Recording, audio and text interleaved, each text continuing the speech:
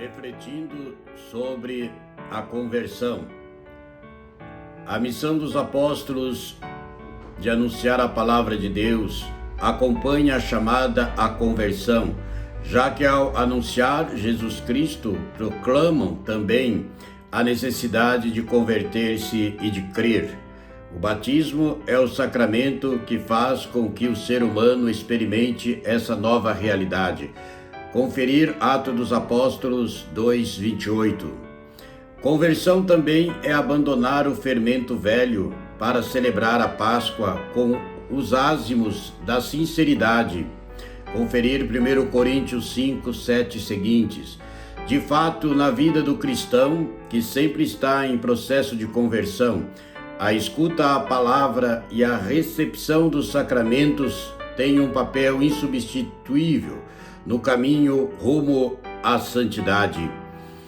A esta conversão chamamos conversões segundas.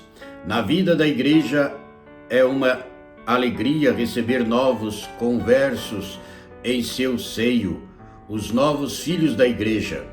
Quando a ela os introduzo no mistério de Cristo, pelo batismo se dá o que a teologia clássica chamou de justificação, conceito este muito próximo do vocabulário conversão. Para as igrejas tradicionais que se separam do catolicismo, a justificação era algo que atingia o homem de uma maneira externa, enquanto que Deus não olharia mais os pecados do ser humano redimido, graças à justiça de Cristo que os encobre. É como se Cristo estivesse entre o Pai Santo e o homem pecador, mas sem penetrar na interioridade do ser humano. A teologia católica, ao contrário, apresenta a justificação de acordo com o Concílio de Trento, como uma realidade que toca o mais profundo do ser humano, já que o limpa interiormente do pecado e dá-lhes uma verdadeira renovação e santificação interior. A chamada justificação primeira seria a que acontece no batismo. Neste sentido, o Catecismo da Igreja Católica distingue a conversão primeira, que se dá no batismo, e a segunda conversão, ou seja, a contínua mudança de vida com vistas à santificação que culmina na escatologia. Depois desse encontro inicial, poderíamos dizer que a vida cristã é uma conversão continuada. O cristão chamado à santidade busca plenitude de vida, a santificação crescente. Mondillo chamaria esta conversão permanente de docilidade ao Espírito que guia no caminho das bem-aventuranças.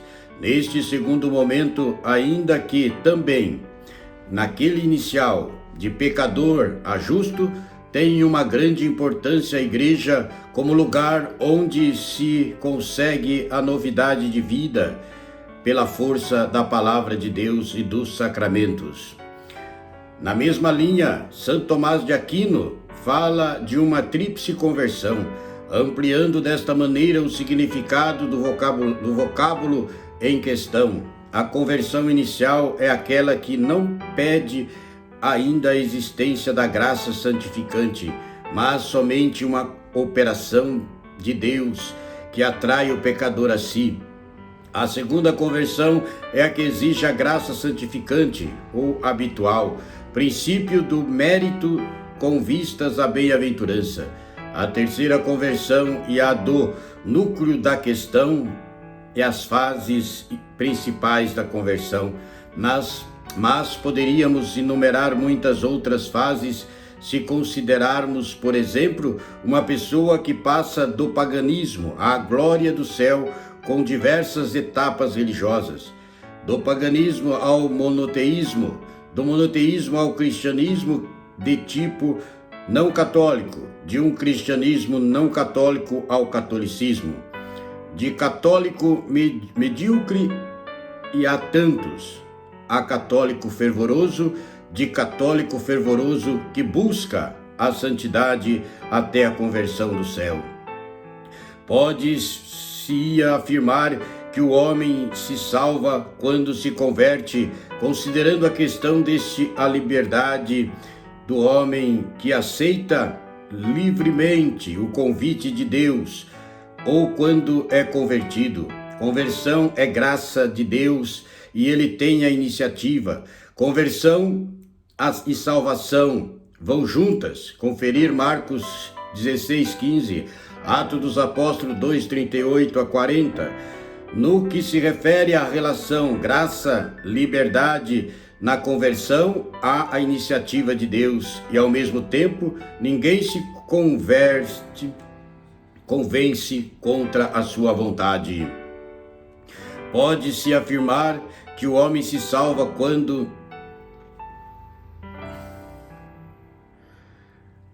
na vida real, da pessoa que se converte, devemos considerar tudo isso em diversas perspectivas entrelaçadas. Considerando a atuação da graça de Deus, podemos falar da conversão desde uma perspectiva dogmática, considerando as disposições da pessoa. Será desde uma perspectiva moral e psicológica.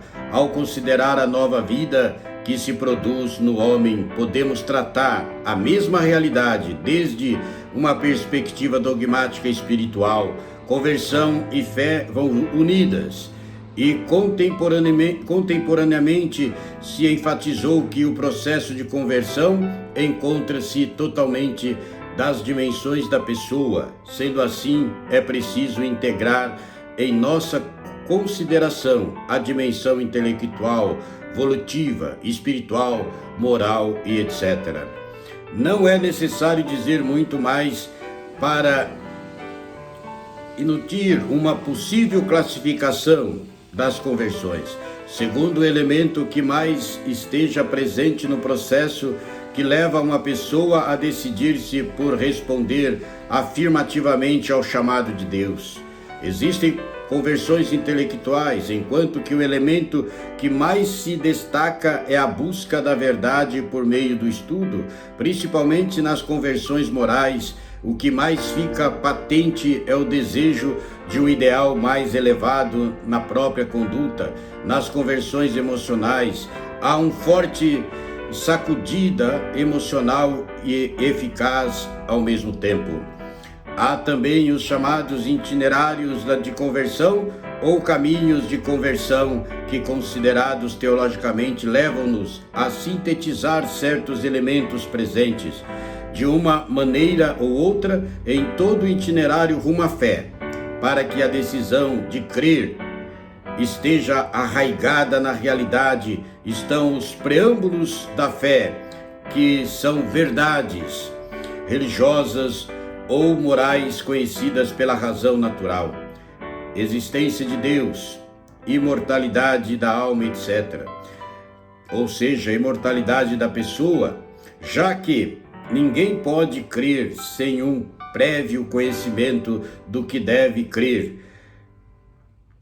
Está a pregação do Evangelho, a qual uma pessoa pode responder afirmativamente na fé ou negativamente. Dado que o ser humano encontra-se aberto à transcendência e é um ser contingente, não necessário, dá-se que podemos chamar pergunta pelo sentido da vida, que exige o interrogar-se sobre a questão Deus.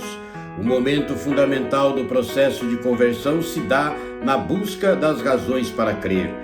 Finalmente, a percepção pessoal da bondade e do dever de crer culmina este processo teológico da conversão, já que aqui se dá uma relação essencial entre fé e o fim último do homem.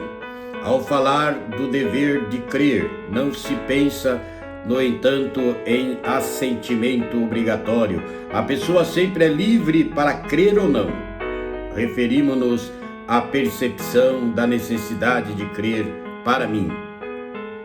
Ao concluir, gostaria de ressaltar que, ainda que falemos de tantos processos, a conversão é em definitiva obra da graça de Deus e resposta livre do homem.